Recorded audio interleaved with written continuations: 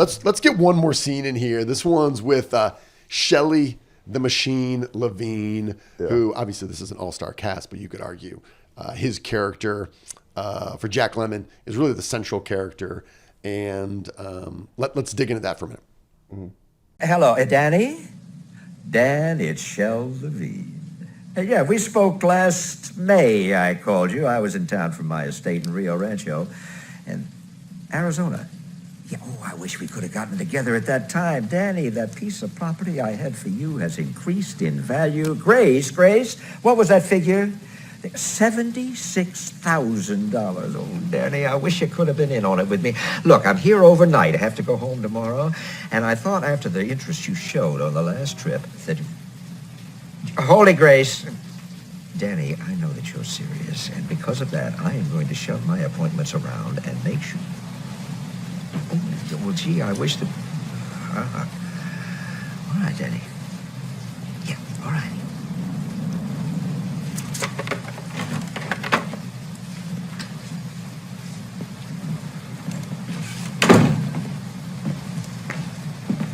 Going out tonight, Shelley?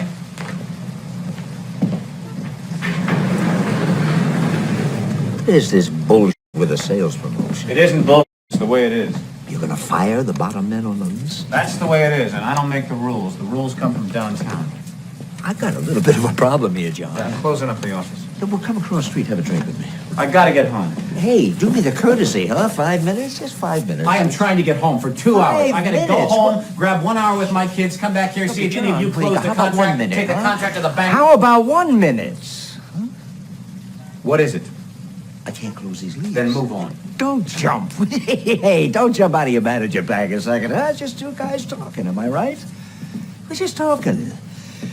You got the new leads. If you were giving that, just hold on. The Glengarry leads, Mitch and Murray told me are to be assigned only to closers. Yeah, hold on a second. If you give me the good leads... Yeah, Shelley, you blew the last good one. Oh, no. Yeah, hold on a minute, will you, please? I did not blow them. One kicked out. One I closed. You didn't close it. Would you listen to me, please? I closed that. His ex. John, his ex. I didn't even know he was married. The judge invalidated it. Shelley. What was that, John, huh? Bad luck. That's all it was. I pray in your life you never find that it runs in streaks. Oh, boy, that's what it's doing. That's all it does. Streaks. I pray that it misses you, and that's all I have to say. I've got to eat. Will you listen? Look at the sheets. Look at the sheets. 1987, 88, 89. 6 months in 89. Who's on top? Roman. Under him. Moss.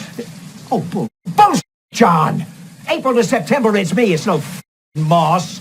Hey, due respect, he's an order taker. Oh, talk. Woo, talk's a good game, but don't look on the board. It's me. Not lately, it isn't. All right, Shelly the Machine Levene. Yep. This movie really revolves around him and his mindset. He's got personal issues, right? His daughter's in the hospital. He's in a bad streak right now. He's gone cold. How do you think about streaks in general in sales?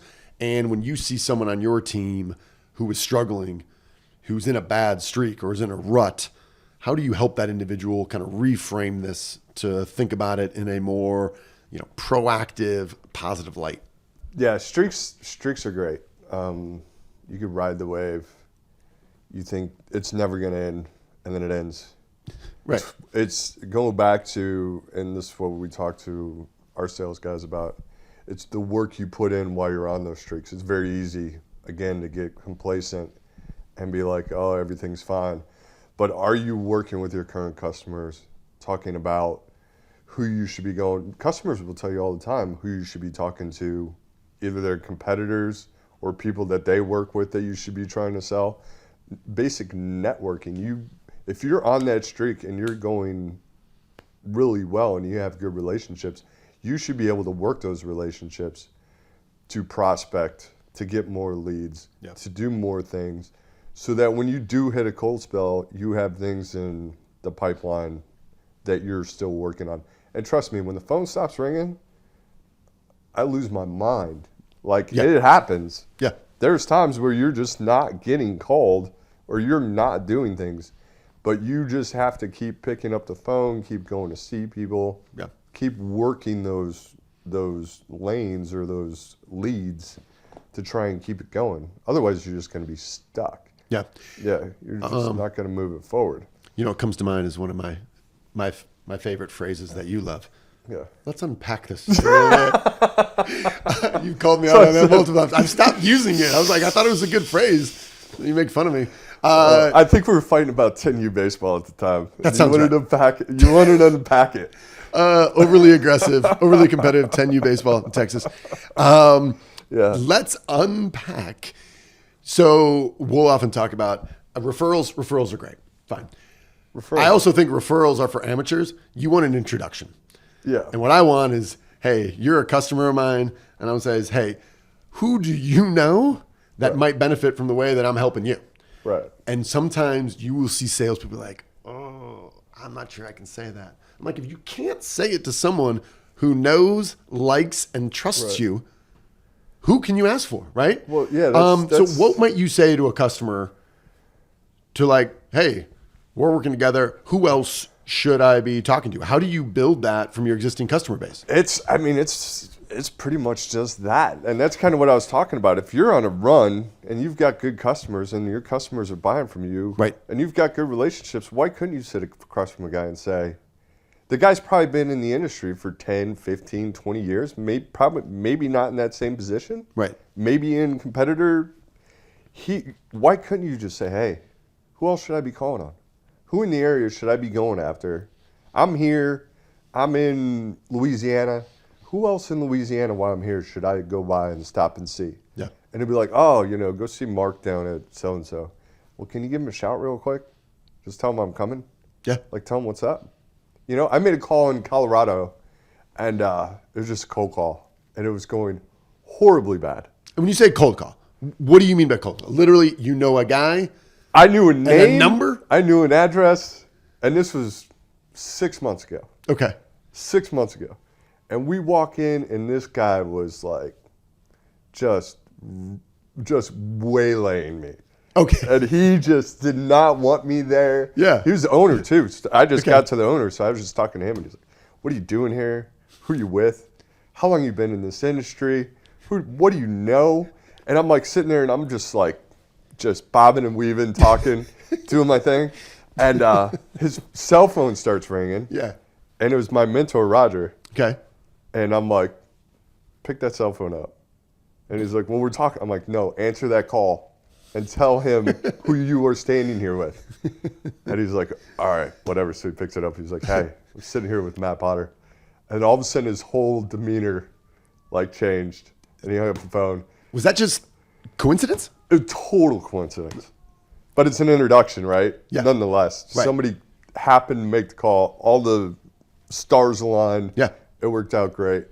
And, I'm still working this guy. We're still working this guy, our company. But, there's no reason why you can't say, give me an introduction. You don't know. I've been in this industry for 30 years. I like to think I know everybody. I do not know everybody. Mm-hmm. And there's people that can get me introductions to other people that are going to help me out, help me grow sales that I need to utilize. There's people on my team. Right. There's customers. There's purchasing people. I mean, you just have to utilize every tool you have to be successful. Yeah. Well, we talk about it all the time. Put up a slide that says AFWYW. Ask for what you want.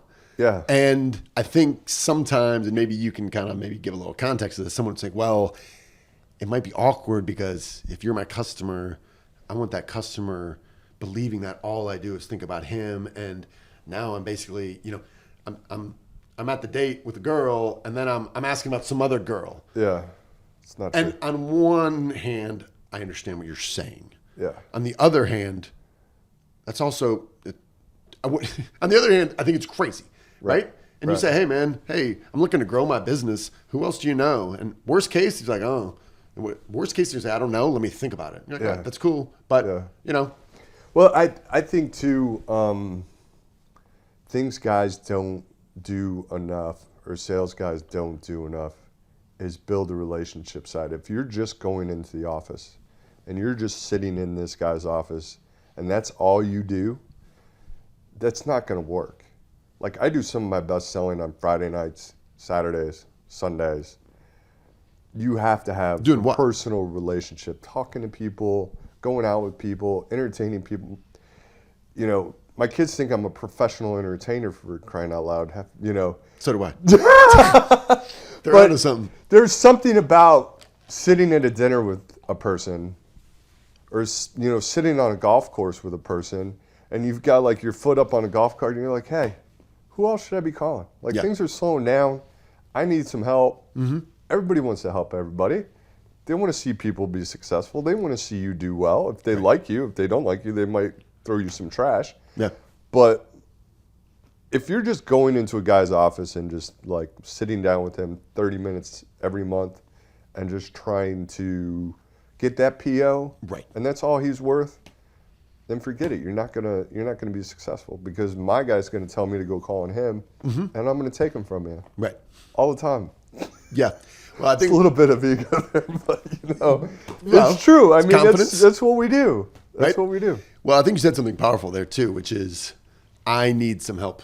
Go to your existing customers, and oftentimes when you go to somebody like, hey, I need some help. Yeah. The initial thought is, depending on the relationship, they might be like, hey, I'll do anything. I want to help you. Or they might be like, oh gosh. And then you're like, hey, who else should I call? And you're like, oh, it's a small ask. Yeah. And I'll often say is, hey, referrals are for amateurs. And I say that, number one, people don't nearly ask for enough referrals. Right. But if someone says, oh yeah, dude, I got my buddy Jimmy, you should call. I'm like, okay, what's Jimmy? And I would say, don't let him just give you Jimmy's name and number. Say, hey, dude, we're here. Can I be even more annoying? Yeah. Can we just call Jimmy now? Right. And I will have them do that. We'll pick up the phone. He's like, hey, I'm here with Hartmann. I'm like, hey, what's up? Like, have fun with it. Yeah. Take a load off. He's going to call. It's probably going to go to voicemail. Right. But now you have a very direct in, as opposed to, right, you got a name, you got a number. Yeah, a referral's better than nothing, but an introduction. Right. Introduction changes the game. Yeah, definitely opens the door. For sure. And these leads in this movie, garbage. Who works off leads like that? I mean, they're on 3x5 cards, pasted to the. I mean, that's just garbage.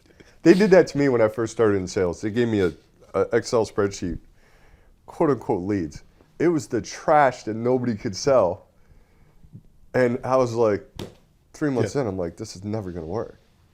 So back in the day, I went to Manufacturing Gods, Thomas Net, right, and other sales guys, and started growing my business. Yeah. You know.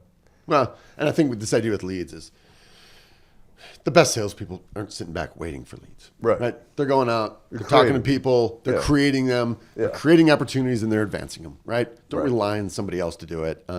Otherwise, I'd say it's more account management than it is selling.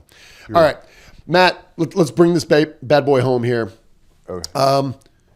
For folks that have not watched the movie, what are the core takeaways that you would say is, hey, we've showed you some clips. You watch this movie. Obviously, what movies often do is they'll take some very fundamental principles or some things from real life, and they will take them to the extreme to kind of show the contrast there. Yeah. And that's where I've had a lot of people be like, dude, it's just totally unrealistic. Actually, Mark, who didn't want to do it, he's like, it's totally unrealistic. Like, well, yeah, so is Lord of the Rings. Doesn't mean you shouldn't watch a movie. But I think there are selling principles here. As you think about fundamentals of sales, what stands out to you? What might be a takeaway that reinforces it from watching Glengarry, Glen Ross?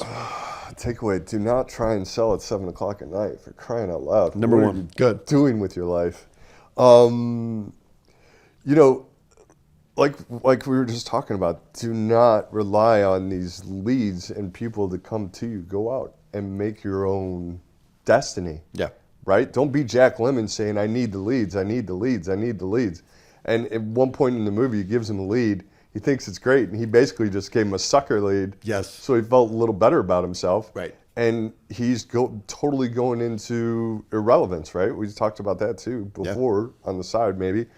But you've always got to be creating your own destiny. You always got to be pushing yourself. I mean, yes, you work for a company, you work for this organization, but if you don't have the drive to go out there and create and get your own leads and get your own customers, you're going to be dead in the water. You're not going to be successful. Yeah. And I think that's what this movie is. I mean, you could sit back and make a million excuses like Ed Harris makes and Jack Lemmon making this movie. You can make a million excuses all day long and tell everybody how horrible it is and they're not doing anything for you. you have to be an entrepreneur and go out and do it yourself at the end of the day. Yeah. Well, and sometimes it's lost where people watch a movie. I'll recommend it to a young sales pro, and then I'll talk to him after. And I said, this whole thing's about leads. Where are the leads? The good leads, the Glengarry leads and the bad leads. The one sale that successfully takes place, the legitimate sale that takes place, happens between who? The guy at the bar and Ricky Roma. Pacino sits down, and there's a guy, and what does he do? Yeah. Starts selling, right? He created an opportunity. That guy was not on a card, you know? Yeah, like Ricky Roma was not in the sales meeting. He did not go to the sales meeting. Right. He went and sold somebody and took care of it. Yep. And if you look at the list, Ricky Roma's top of the list. Yes. So as an egomaniac sales guy, those are the guys that are like, I don't have to go to that meeting. Right. I'll just go make a sale. Yeah. And then I'll show up. That could be another episode. Yeah, another episode, yep. Sales pros who don't show up to sales meetings because they're too busy selling to do other things. There's a thin line there. But I think to your point, too, about your Colorado story, coincidences happen all the time. Yeah. Sales is about results. Results come from action. Putting yourself out there. You went to a meeting. You got a name. You showed up. You talked to the owner. You bobbing and weaving. You try not to get punched in the face. Right. And then a coincidence happens. Those things don't happen if you stay in your car, you don't visit, or you drive by and you're like, it's 4:00. I'll go in and catch the pregame for the football game. Default to making something happen. Something good happens when you put forth that effort just time and time again. Yeah. And it's that, let's talk about that, the law of averages and the law of big numbers. You have enough of those. You talk to enough owners. You make enough cold call visits where you don't know all the information. You have these conversations over time, right? The law of averages, sooner or later, you're just going to have more hits, right? You get more at bats. And that's... Yeah, if you're sitting there bitching about the leads in the office, right. What are you doing? Right. Get out of the office. Get out of the office and make something happen. Yeah. All right, man. Hey, I know you're busy. I always learn a lot from you. I appreciate you making time for this. A lot of fun. If you have not watched Glengarry, Glen Ross, I know you got annoyed. I got the script printed out. I actually got the play. It's a small book. I'd recommend it. Just reading the play version, although interesting. We are. Or maybe not. We are two different people. We are. That's okay. That's okay. He prints out the whole script, reads everything. I come in and say, I started to watch the movie. That's right. Hey, a couple different ways to get to the same end. Yeah, it's all good. But what's interesting in the play, written by David Mamet, the play does not have that ABC thing. That doesn't exist. So that happens prior. So the play opens and there's no Alec Baldwin character. They're trying to figure it out. Yeah, exactly. Yeah. So you're kind of deducing that there was some BS meeting. Yeah. And then he wrote that in for the movie. And you're like, dude, talk about absolute gold. So anyway, appreciate your time, man. Thank you. It's a lot of fun. Thank you.